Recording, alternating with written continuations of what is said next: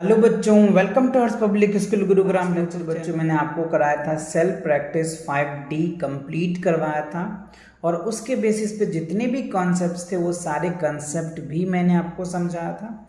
तो आज बच्चों हम कवर करने वाले हैं सेल्फ प्रैक्टिस 5E और इनके बेसिस पे जितने भी कॉन्सेप्ट है वो सभी कॉन्सेप्ट भी मैं आपको कवर करवाऊँगा।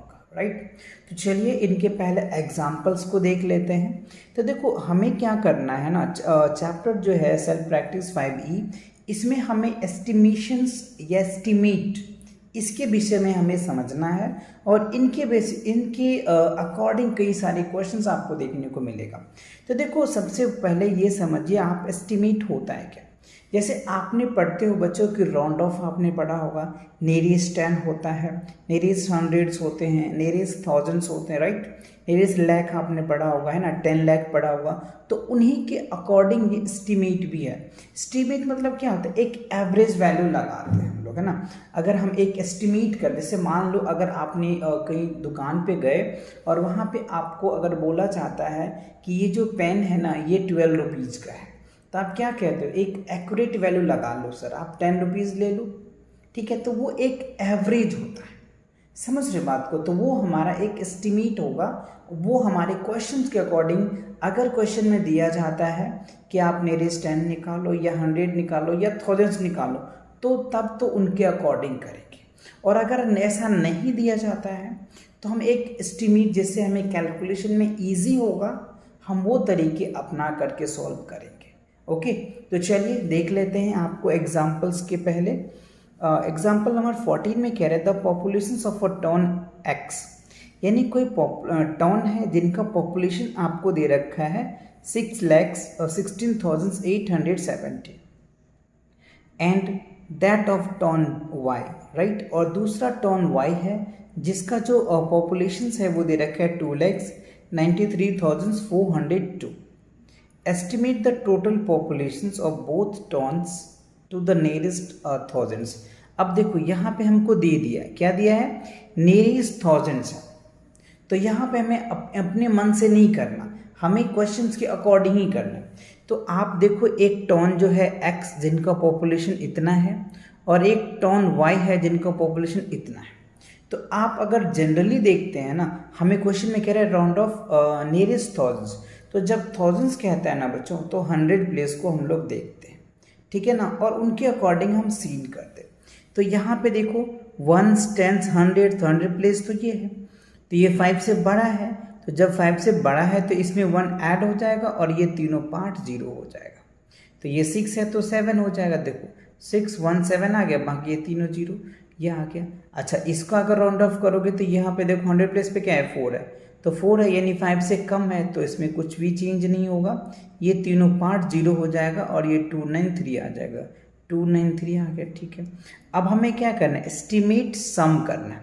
तो ये हमने एस्टिमेट ऑलरेडी वैल्यू निकाल दिया और ये भी एस्टिमेट निकाल लिया। अब इन दोनों को ऐड कर दिए, तो ऐड करने के बाद हमारा ये आ जाएगा 9,10,000 जो है हमारा दोनों जो टाउन एक्स और टाउन वाई था दोनों का पॉपुलेशंस आया, ठीक है।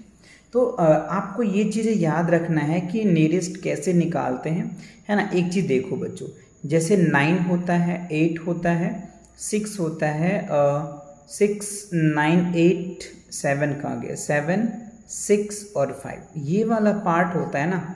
और आप देखो 4 3 2 1 ये वाला पार्ट, अगर ये वाला पार्ट होता है ना तो उनके लेफ्ट साइड में 1 ऐड हो जाता है, बाकी सब 0 हो जाता है।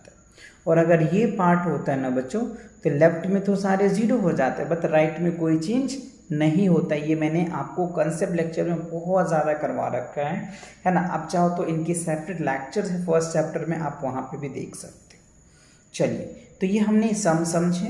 अब देखते हैं बच्चों एस्टिमेट द डिफरेंस। अब देखो कह रहे हैं एस्टिमेट डिफरेंस के बेस पे क्वेश्चन दिया है, देयर वर्ड्स 67,853 स्पेक्टर्स। अच्छा, यहाँ पर देखो बच्चों एक वर्ड है स्पेक्टर्स। स्पेक्टर्स मतलब क्या होता है, दर्शक। जैसे इन स्टेडियम कह रहे हैं ना, तो 67,850 स्पेक्टर्स इन स्टेडियम मतलब इतनी 67,853 जो है ना दर्शक स्टेडियम में है, out of 15,229 were our children. Estimate the number of adults in stadiums to the nearest thousands. देखो यहाँ पे भी यही क्वेश्चन हमसे पूछा, nearest thousands. तो एक स्टेडियम्स है जिनमें टोटल जो स्पेक्टर्स है वो कितना है 67,000 है, जिसमें से 15,000 जो है ना बच्चों 15,229 जो है चिल्ड्रेन है। तो हमसे पूछा जा रहा है एडल्ट्स कितने हैं उस स्टेडियम में, ठीक है। तो बहुत इजी है, आप total number of spectres in stadiums इतना है, राउंड ऑफ कितना निकालना हमें थाउजेंड्स का, तो 100 प्लेस को सीन करो। देखो 100 प्लेस पे क्या है बच्चों 8 है, तो इसके लेफ्ट में हमने बोला था कि अगर 5, 6, 7, 8 और 9 आता है तो उसके लेफ्ट में 1 ऐड हो जाता है, तो इसमें 1 ऐड हो जाएगा, तो 7 है तो 8 हो जाएगा, तो 68,000 आ जाएगा, ठीक है।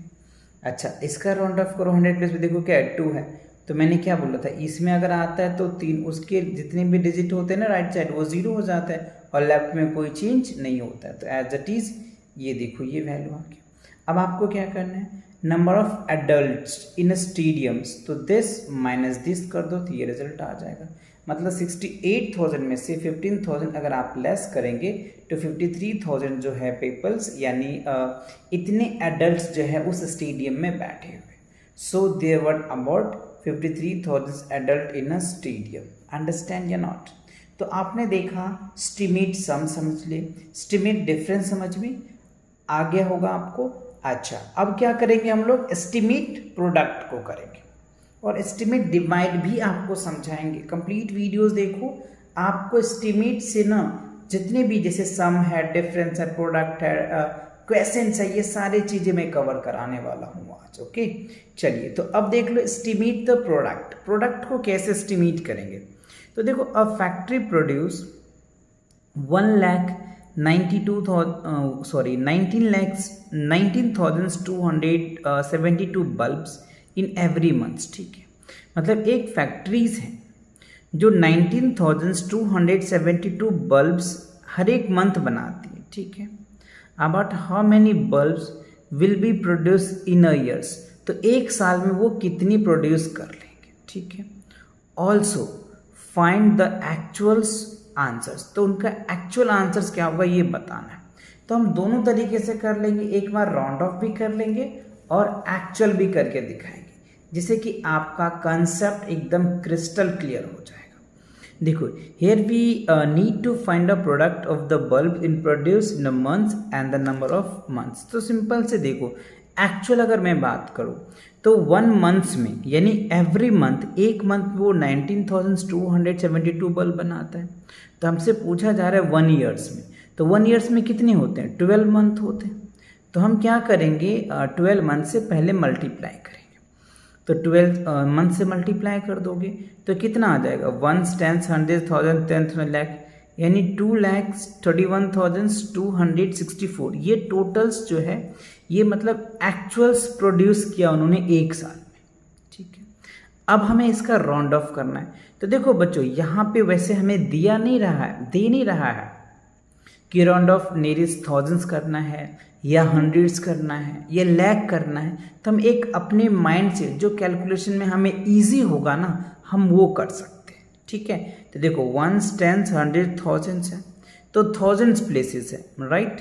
तो हमें थाउजेंड्स का राउंड ऑफ होगा जिससे कि हम 100 को सीन करते होंगे, है ना। तो यहाँ पे देखो हमने क्या किया, इसको राउंड ऑफ क्या है 1 10 100 1000 10,000 10,000 को राउंड ऑफ किया गया है, ठीक है। और इसे क्या गया राउंड ऑफ द नियरेस्ट 10 इसलिए किया गया है, ऐसा क्वेश्चन में तो कह नहीं रहा है। आप चाहो तो कुछ और भी कर सकते हो, बट हाँ कैलकुलेशंस लगभग उसके आसपास ही आने चाहिए या फिर उनके आसपास ही आने चाहिए, उस हिसाब से आप इनको क्या करेंगे राउंड ऑफ करेंगे, ठीक है। करने को हम यहाँ पे 1000 भी कर सकते, 100 भी कर सकते, है ना। तो हमारा जो अप्रॉक्सीमेटली यानी हम उनके उस आंसर के पास तक नहीं पहुँच पाएंगे या उनके क्लोज नहीं पहुँच पाएंगे, इसलिए हमने ये वाले नंबर्स लिए, ठीक है। अब देखो यहाँ पे क्या है 2 लाख है 31,000, 2 लाख 31,000 है और यहाँ पे देखो 20 लाख है, ठीक है ना। सॉरी 1 10 100,000 10,000 लाख, यहाँ पे भी 2 लाख है, तो लगभग हम पहुँच चुके हैं ना, इनके क्लोज तो पहुँच गए, इसीलिए हमने ये राउंड ऑफ लिया। ठीक है, तो ये आगे और मल्टीप्लिकेशन करने में भी आपको ईजी होगा। तो इस तरीके से आप इनको, ये जो है हमारा एस्टिमेट प्रोडक्ट है, इनके बेस पे बच्चों बहुत सारे क्वेश्चंस अभी हम करवाएंगे आपको सेल्फ प्रैक्टिस में। अभी आपको हर एक टाइप के क्वेश्चंस समझा रहे हैं और आपको करवा भी रहे हैं, कर भी रहे होंगे आप। ओके, अच्छा अब देखो जो लास्ट है वो क्या है, एस्टिमेट द क्वेसेंट। अच्छा, क्वेसेंट वाले डिजिट को कैसे एस्टिमेट करते हैं ना, ये कई बच्चे कंफ्यूज हो जाते हैं। बाकी जैसे अपनी सम किया बहुत इजी है, डिफरेंस भी इजी है, इवन प्रोडक्ट भी इजी है, बट क्वेसेंट में कई बच्चे क्या होते हैं ना, फंस जाते हैं। तो यहाँ बच्चों आपको नहीं फंसना है। कैसे, देखिए, to estimate the quotients we find the correct compatibles numbers और डिविजन और मल्टीपल ऑफ डिविजन। अब देखो हमें क्या करना है ना, अगर क्वेसेंट का जब एस्टिमेट करना होता है ना, तो हमें चेक करना पड़ता है डिवाइडेंड को भी और डिवाइजर को भी। या तो डिवाइजर्स क्या होना चाहिए, डिवाइडेंड का मल्टीपल्स होनी चाहिए, या डिवाइडेंड मल्टीपल होना चाहिए डिवाइजर का। ऐसे हम राउंड ऑफ करते हैं, जिससे कि अगर हम उसे डिवाइड करेंगे ना तो एग्जैक्टली हमारा क्वेसेंट आ जाएगा। राइट, चलिए एक एग्जाम्पल से अभी आपको दिखाते हैं। For examples, to estimate the quotients of 72 and 432। अच्छा, अब देखो हमें दे रखा है एस्टिमेट द क्वेसेंट, हमें क्वेसेंट निकालना है। ठीक है, यानी क्वेसेंट का एक एस्टिमेट निकालना है। तो कैसे निकलेगा, देखो 72 है और यहाँ पे क्या है 432 है, तो इसको कैसे सॉल्व करेंगे। तो इसका तो चलो समझ में आता है 70 आ जाएगा। ठीक है, इसका भी अगर आप करोगे तो 7 3 21, सच्चक बैलेंस 42 आता है। तो इसका आप क्या कर सकते हो, 420 बना सकते हो, क्योंकि इसका मल्टीपल है ना ये 6, और इसका क्या इससे कम ही है, ज़्यादा तो है नहीं, ज़्यादा तो ले भी नहीं सकते बच्चों, कम कर सकते हैं आप इससे।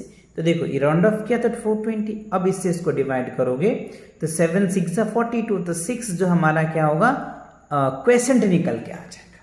एस्टिमेट क्वेसेंट, एक्चुअल नहीं, एस्टिमेट क्वेसेंट आ जाएगा।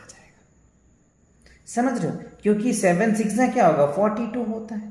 तो इस वजह से हम यहाँ पे लिख सकते हैं जो हमारा क्या कह रहे हैं, for examples to estimate the quotients, तो क्वेसेंट कितना आ जाएगा 6 आ जाएगा। तो आई होप आपको ये चारों मेथड समझ में आ गया।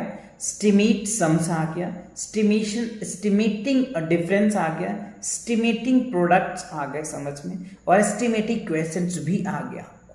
और फिर भी अगर कोई डाउट है तो आप कमेंट सेक्शन में कमेंट कर देना। राइट, मैं आपके लिए एक सेपरेट लेक्चर्स और भी अच्छे से एक्सप्लेन करके बताऊंगा। राइट, चलिए तो आगे बढ़ राउंड ऑफ करते। देखो यहाँ पे वैसे सॉल्यूशंस था, वी राउंड ऑफ 72 को 70 राउंड ऑफ करा। ठीक है, और 432 को 420 राउंड ऑफ किया। जो इससे क्या होगा, so the estimate the question, जो मैं भी आपको समझाया, तो आप इस तरीके से कर सकते हैं। ठीक है, अच्छा अब देखो एग्जाम्पल्स नंबर जो है बच्चों हमारे पास जो है 17 एग्जाम्पल्स है। तो इस एग्जाम्पल को कैसे कवर करोगे ये देखना सबसे इंपॉर्टेंट है, क्योंकि वर्ड प्रॉब्लम्स है, तो आप इसे आसानी से और इजी से कर पाएंगे। ठीक है, देखो कह रहे हैं the cost of 28 jackets is 41,580 rupees. ठीक है, find the estimate cost of 1 jacket. अच्छा, एक जैकेट का बताना है, 28 जैकेट का जो कॉस्ट है ना 41,580 रुपीज़ है। Find the estimated cost of 1 jacket, तो एक जैकेट का कॉस्ट कितना होगा। तो सिंपल है, देखो 28 इज द राउंड ऑफ 30, मतलब 28 अगर हमने जैकेट लिया तो इसको अगर आप राउंड ऑफ कर देते हैं ना तो 30 के आसपास निकल के आ जाएगा। ठीक है, क्यों, क्योंकि हमने इसको नियरेस्ट 10 कर ली, तो यूनिट प्लेस को देख के किए। अच्छा, अब अगर इसका राउंड ऑफ करते हैं, राइट 41,000 का अगर आप राउंड ऑफ करोगे तो क्या हो जाएगा, मतलब इसको हमने राउंड ऑफ किया तो 42,000 से आ गया। ठीक है, इसलिए किया बच्चों हमने इसी को राउंड ऑफ, क्योंकि 42 आ जाएगा ना तो 3 से एग्जैक्टली डिवाइड हो जाएगा। ठीक है, इसी वजह से हमने किया, तो 42,000 से आ गया राउंड ऑफ में। एज। अब 42,000 को क्या, 1 10 100,000 10,000, 42,000 को क्या करेंगे 30 से इजीली आप डिवाइड कर सकते हैं क्योंकि ये इसका कंपेरेटिवली नंबर्स है। सो estimate the equations, that's 42,000 divided by 3, तो 14 आ जाएगा और 20 आ जाएगा, तो that is the answer. So the estimate cost of one jacket is इतना। अब देखो इस क्वेश्चन को थोड़ा सा आप एक बार और समझो। अभी इस क्वेश्चन में तो हमें ऐसा कह नहीं रहा था कि आप नेरेस्ट 10 निकाल दीजिए या नेरेस्ट 100 निकालिए। हमने क्या किया, एक एवरेज लिया, एक अप्रोक्सीमेट वैल्यू लिया, जिससे कि हम अगर उनको डिवाइड करेंगे ना तो कंपार्टली कह भी रहे ना यहाँ पे कंसेप्ट में कि आपको पहले मैं समझाया भी था कि हम कदे कंपेरेटिवली लेते हैं वो नंबर जिससे कि वो उसके डिवाइड हो जाए। तो आई होप ये बात आपको अच्छे से एकदम फील के साथ क्लियर हो गया। चलिए तो नेक्स्ट आगे इनके सेल्फ प्रैक्टिस को देख लेते हैं। देखो सेल्फ प्रैक्टिस में क्या करें बच्चों, estimate the sum and the difference. तो हमें कह रहे हैं कुछ पार्ट्स अलग अलग दे रखे A B C D, right, और इसमें कुछ एडिशन दे रखे हैं, कुछ सब्ट्रैक्शन दे रखे हैं। तो हमें एक्चुअल भी करना है और उनका राउंड ऑफ भी करना है, एस्टिमेट भी करना है। तो ये जो मैंने पेंसिल से कर रखा है बच्चों, इसको मैंने एस्टिमेट किया हुआ है ना। एक राउंड ऑफ में ऐसा कुछ कह नहीं रहा था कि आप इसे कौन सा कितने डिजिट का राउंड ऑफ करें, नियरेस्ट थाउजेंड्स करें या 10,000 करें, ऐसा कुछ कह नहीं रहा है। इसलिए मैंने एक रैंडमली किया है ना। हो सकता है कि आप आपके स्कूल में रैंडमली करा दे, तो ज़रूरी नहीं है। लगभग मतलब एस्टिमेट का मतलब तो आपको ये समझ आ ही गया होगा कि हमें क्या करना है, एक्चुअल जो आंसर्स होते हैं ना उनके क्लोज तक हमें पहुंचना होता है। ठीक है, तो वही मैंने किया। अब देखो ये एडिशन तो आपको अच्छे से आते ही होंगे, तो आप क्या करेंगे, इन सभी पार्ट को ऐड करेंगे तो ये रिजल्ट आया। बट जब मैंने इसका राउंड ऑफ किया, देखो कितना आ रहा है, 62,360, और जब मैंने इसको राउंड ऑफ करके करा ना तो वो भी हमारा 60,000 के राउंड ऑफ होगा। इसका मतलब क्या हुआ कि इसके वैल्यू के क्लोज तक हम पहुंच पाए या इनके अप्रॉक्सीमेट लगभग वैल्यू तक पहुंच पाए। तो वही चीज़ें हमें करना होता है। अच्छा, अब यहाँ पे देखिए इस नंबर को जब मैंने ऐड किया तो क्या रिजल्ट आया, 6 लाख आ गया और 456। ठीक है, और जब मैंने इनको एक एस्टिमेट करके वैल्यू निकाला तो 6 लाख के आसपास आया। तो ये भी देखो लगभग हम इनके क्लोज तक पहुंच पाए। ठीक है ना, ये सब कर लेंगे ना आप अच्छे से। ठीक है, चलिए अब सी में देखिए बच्चों सब्ट्रैक्शंस। तो हमें क्या करना है, सिंपल पहले जो नॉर्मल जो सब्ट्रैक्शंस आपको तो अच्छे से आते ही हैं, तो आप इसमें से सब्ट्रैक्ट कर लेंगे तो ये रिजल्ट आ जाएगा। अब देखो हमने इसका एक एस्टिमेट किया और फिर सब्ट्रैक्शन किया, फिर भी वो लगभग यहाँ पे 1 लाख था, 69,000 था, और यहाँ पे क्या हो गया लगभग 2 लाख आया, मतलब उसके आसपास ही पहुँच पाए हमने। तो that's a correct answers. Okay, same here to D, D में भी वही पार्ट हमने किया। अब इसको हमने पहले सब्ट्रैक्ट किया तो ये रिजल्ट आ गया, और फिर हमने इसको राउंड ऑफ किया, फिर इसको राउंड ऑफ किया, और फिर जब हमने किया तो लगभग यहाँ पे देखो 58,000 है, राइट, और यहाँ पे हमने 1 करोड़ के आसपास 58 लाख है ना बच्चों, 1 10 100,000 10,000 लाख, राइट। तो इस हिसाब से हमने किया 5,86,000 है, यहाँ पे क्या हो गया 1 करोड़ के आसपास हो गया। मतलब क्या हो गया, उसके आगे तो बढ़ा ना, वैल्यू तो बढ़ा ना उसके अकॉर्डिंग, सॉरी यहाँ पे 10 लाख है बच्चों, तो उसके अकॉर्डिंग निकल के आ जाएगा। ठीक है, तो आई होप ये बातें आपको समझ आया, क्योंकि आपका हो सकता है कि आंसर्स वेरी भी कर जाए, बट आपको ध्यान रखना है चीज़ें को कैसे करना है। ये आंसर्स वेरी कर सकता है, ये वाला जो पार्ट लिया है ना मैंने, ये वेरी कर सकता है, इसकी आंसर वेरी कर सकता है, ये आंसर वेरी कर सकता है, ये आंसर वेरी कर सकता है, बट ये जो हमने किया है ना एक्चुअल वाला, ये आपका वेरी नहीं करेगा, चाहे कोई भी करवाए आपको, कैसे भी करवाए। क्योंकि यहाँ पे ऐसा कुछ कहता ना कि आप नियरेस्ट 10 निकालिए, नियरेस्ट 100 निकालिए, तब जा करके हमारा एक्यूरेट आंसर आता। बट ऐसा कुछ कह नहीं रहा है, तो हमने रैंडमली यूज किया है। ठीक है, इसलिए ये आंसर वेरी कर सकता है। तो ये चीज़ें आप अगर कहीं पे वेरी कर रहा है तो आप ये मत समझना कि इसका आंसर गलत आया, या सर ने गलत करवाया या मैम ने गलत करवाया, क्योंकि ये रैंडमली लिया है बच्चों। ओके, अच्छा, और इस चैप्टर में मोस्टली रैंडमली ही है, क्योंकि यहाँ पे कुछ कहा नहीं जा रहा। हाँ, जहाँ पे कहा जाएगा ना वहाँ पे आप देखना एक्यूरेट आंसर्स आएगा। है ना, दोनों आंसर मैच कर जाएंगे, एक्यूरेट भी है ना और एक्चुअल्स भी और एस्टिमेट भी दोनों आ जाएगा आपको, ठीक है। अच्छा, अब चलिए सेकंड पार्ट में देख लेते हैं। सेकंड पार्ट में कह रहा है estimate the product of the following. अच्छा, अब यहाँ पे हमें दे रखा है 245 और 29, इसे हमें क्या करना है बच्चों, प्रोडक्ट करना है। तो हमें दोनों तरीके से प्रोडक्ट करेंगे, हम एक नॉर्मल तरीके से भी करेंगे और एक जो है ना एस्टिमेट करके भी करेंगे। तो आपको, और यहाँ पे भी आप ये अप्रॉक्सीमेटली लेके चलना, एक्यूरेट लेके मत चलना। क्यों? क्योंकि यहाँ पे ऐसा कह नहीं रहा है कि हमारा आंसर एक्यूरेट वही आए। हो सकता है कि हमने नेरीज 10 निकाल दिया हो, बुक वाले ने 100 कर दिया होगा, तो आंसर वेरी कर जाएगा। एस्टिमेट वाला एक्चुअल वाला आंसर वेरी नहीं करेगा, ये चीज़ आप ध्यान रखना, ठीक। अच्छा, तो चलिए हम करके दिखाते हैं। ऑलरेडी वैसे मैंने कर रखा है, जिससे कि आपको एक फील आ जाएगा और कम टाइम में आप ज़्यादा क्वेश्चन को अच्छे से प्रैक्टिस कर पाएंगे। सो देखो, इसको हमने मल्टीप्लाई किया ना नॉर्मल तरीके से, हमने लिख भी दिया नॉर्मल, तो ये हमारा आंसर आया। ये कभी बच्चों चेंज नहीं होगा, ये सबका इक्वल होगा। अच्छा हाँ, एस्टिमेट में चेंज हो सकता है, वैसे लगभग हम अप्रॉक्स तक पहुंच ही जाते हैं। तो देखो, इसको हमने जब राउंड ऑफ किया तो 200 आया, और जब इसको हमने राउंड ऑफ किया तो 30 लिया। अब इन दोनों को मल्टीप्लाई किया था, क्या हो गया, 1s 10s 100,000 6000 के आसपास पहुंचे। बी पार्ट में देखिए, इसको मल्टीप्लाई किया नॉर्मल तरीके से, तो ये रिजल्ट आ गया हमारा, ठीक है।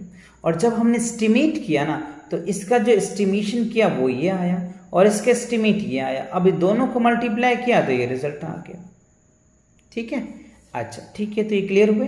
अब सी पार्ट में देखिए, सी पार्ट में क्या है, 764 यानी 764 को हमने क्या किया, 552 से मल्टीप्लाई किया। तो जो नॉर्मल तरीके है, नॉर्मल मल्टीप्लिकेशंस में ये आया। और जब हम क्या करेंगे, इनका एस्टिमेट निकालें, यानी हमने इसका राउंड ऑफ किया तो 800 लिया, और इसका जब मैंने राउंड ऑफ किया तो 600 लिया। अब दोनों को मल्टीप्लाई किया ना, तो ये रिजल्ट आया 48, और ये 20 था तो मैंने लगा दिया 40, तो ये हमारा रिजल्ट आ जाएगा, ठीक है।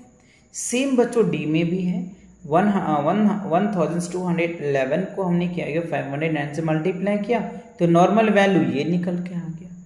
बट हम अगर एस्टिमेट करते हैं तो इसका हमने एस्टिमेशन किया तो 1000 लिया, और जब इसका एस्टिमेट किया तो 500, और इनको मल्टीप्लाई किया तो ये रिजल्ट आ गया, ठीक है। तो एस्टिमेट के वैल्यू में भी वेरी कर सकता है, ये चीज़ मैं अगेन बोल रहा हूँ, बट नॉर्मल वैल्यू कभी नहीं वेरी करेगा, राइट, क्योंकि वो कैसे मल्टीप्लिकेशन रिजल्ट वही आएगा। अच्छा, अब चलिए क्वेश्चन नंबर 3 में क्या कह रहे हैं, estimate the questions of the following.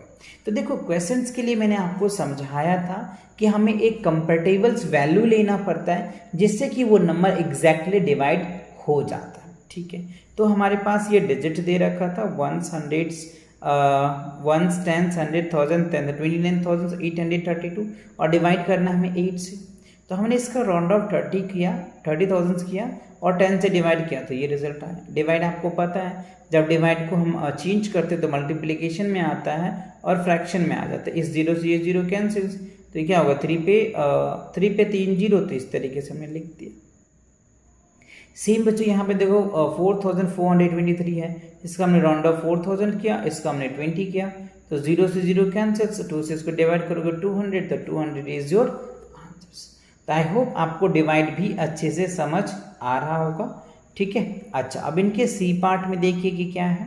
C part में देखो कह रहे हैं 5369 है, और यहाँ पे 29।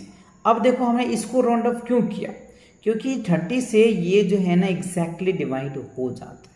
करने को मैं इसे भी कर सकता था, बट हमें ये एग्जैक्टली कटता नहीं, हमारा एग्जैक्टली क्वेश्चन नहीं आता, इसी वजह से हमने इसको किया, जिससे कि हमारा क्वेश्चन एग्जैक्टली आ जाएगा, ठीक है। तो ये आ गया। अब इसको हमने 30 किया, अब इसको 0 से 0 काट दो, इससे डिवाइड कर दो, तो हमारा 180 आंसर आ जाएगा, ठीक है। सेम बच्चों, आपको फील तो अब तक आ ही चुके होंगे कि कैसे हमें करना है। तो इसका हमने राउंड ऑफ ये किया, इसका राउंड ऑफ ये किया, 300 इसको डिवाइड कर दो, 2 0 से 2 0 कैंसिल्स, ये हो जाएगा 50 is the answers of that question.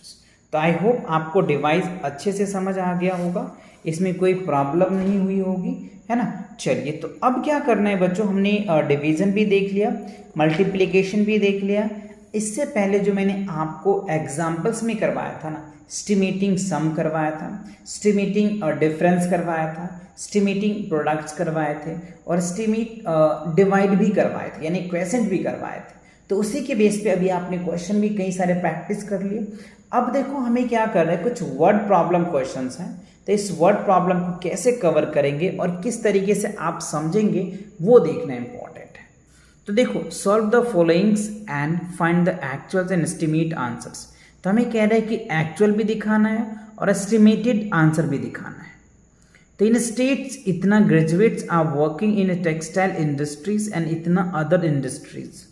States number of graduate employ in different industries in the state by rounding off the nearest lakh. देखो यहाँ पे कह रहा है नियरेस्ट लैक, तो यहाँ पे बच्चों आपका आंसर पक्का दोनों करेक्ट होगा। एक्चुअल जो होगा वो भी सही आएगा और जब हम एस्टिमेट करके जो वैल्यू निकालेंगे ना वो भी करेक्ट आएगा, दोनों हमारा आंसर आएगा। क्यों आएगा? क्योंकि हमें स्पेसिफिक कर दिया है कि नियरेस्ट लैक ही निकालना है आपको।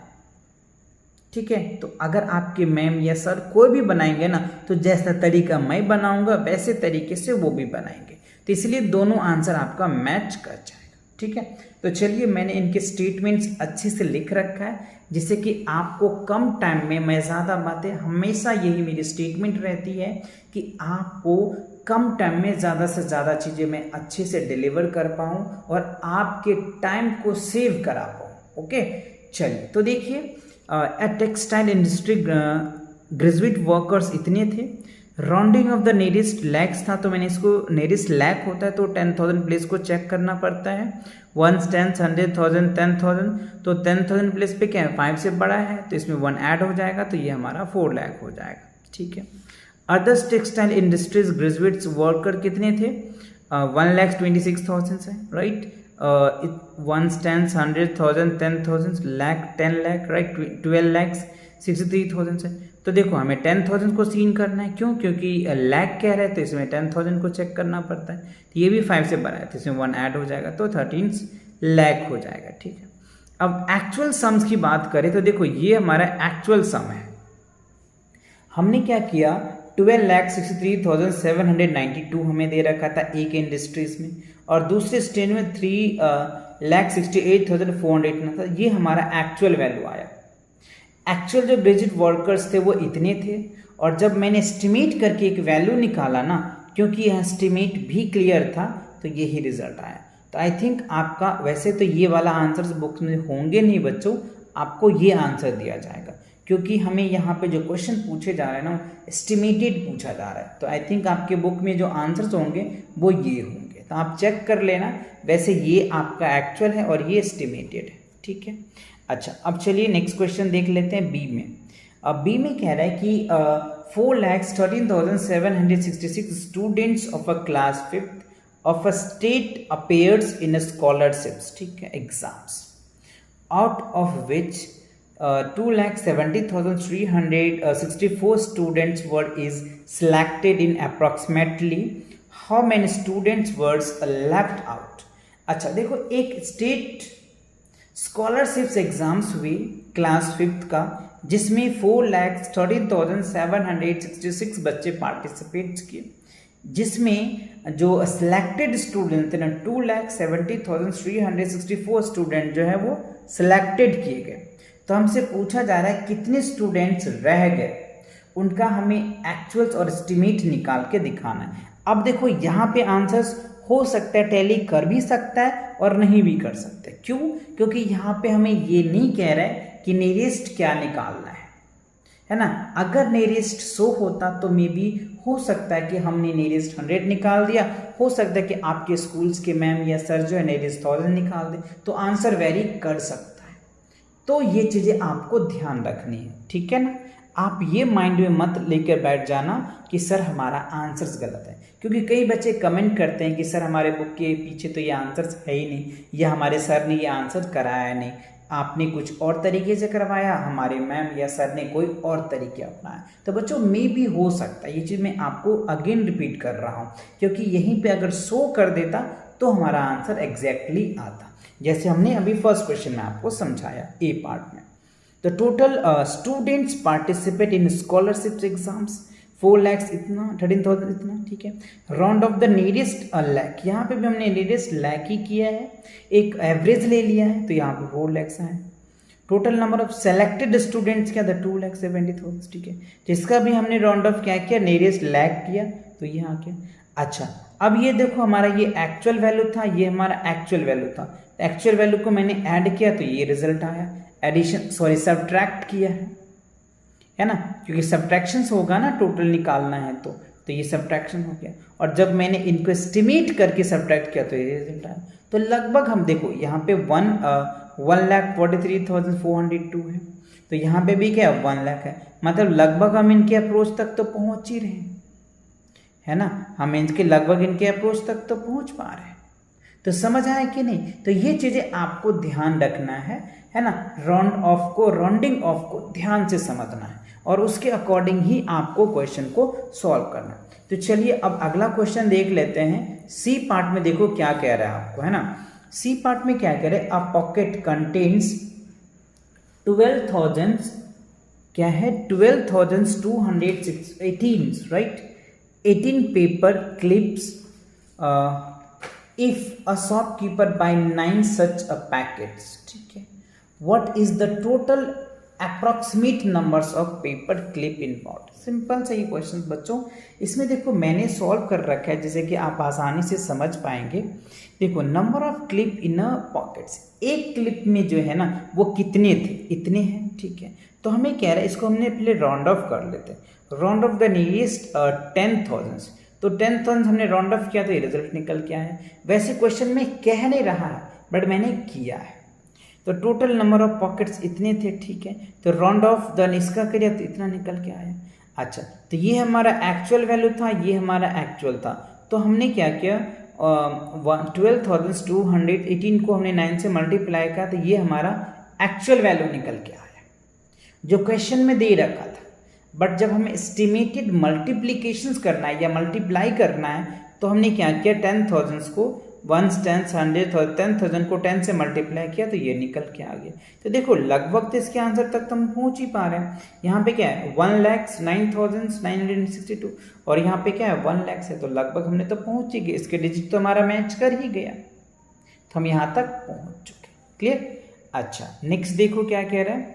नेक्स्ट है क्वेश्चन नंबर डी में 12,360 books are distributed among poor childrens. ठीक है, the books are packed equally in 8 packets.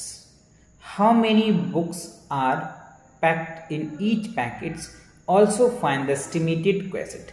देखो यहाँ पे भी वही का एस्टिमेटेड क्वेंटिटी एग्जैक्टली हमें नहीं दे रखा है, तो हम अपने मन से या फिर अप्रॉक्सीमेटली वैल्यू के अकॉर्डिंग हम चलेंगे। तो total number of book distributed in childrens 12,360। तो round off the nearest thousands, तो नियरेस्ट थाउजेंड्स हमने राउंड ऑफ किया तो 12,000 आ गया। टोटल बुक पैक्ड 8 है और इसका जब राउंड ऑफ करेंगे नियरेस्ट 10 तो हमारा 10 आ गया। अब देखो अगर एक्चुअल की बात कर लें, एक्चुअल डिवाइड की बात कर लें तो 12,360 को जब 8 से डिवाइड कर रहे हैं ना तो ये हमारा रिजल्ट आ रहा है 1,545 राइट। और जब मैंने इनका एस्टिमेट किया तो 12,000 आया, 10 से डिवाइड करेंगे तो 1,200 आया। तो देखो अप्रॉक्सीमेटली तो हम यहाँ तक पहुँच ही चुके हैं ना। यहाँ पे देखो क्या है 1,545 और यहाँ पे 1,200 बुक्स मतलब पैक्ड हो रहा है। तो अप्रॉक्सीमेटली हम क्या किए यहाँ तक पहुँच पाए राइट। तो आई होप ये क्वेश्चन आपको अच्छे से क्लियर हो गया होगा राइट। चलिए तो इसी के साथ क्या होता है बच्चों, ये आपका जो सेल्फ प्रैक्टिस क्या है सेल्फ प्रैक्टिस 5E कंप्लीट होता है और इसके बेसिस पे आपको सारे क्वेश्चन मैंने कवर करवाया, सारे एग्जाम्पल्स भी मैंने आपको समझाया और सारे एग्जाम्पल के बेस जितने भी ये सेल्फ प्रैक्टिस क्वेश्चन थे ये सभी मैंने कंप्लीट करवाया आपको। ठीक है, तो मिलेंगे नेक्स्ट एक्सरसाइज के साथ बहुत जल्दी। और चैनल पे नए हैं बच्चों तो चैनल को सब्सक्राइब करो और अपने दोस्तों के साथ शेयर करो। Take cares and bye bye.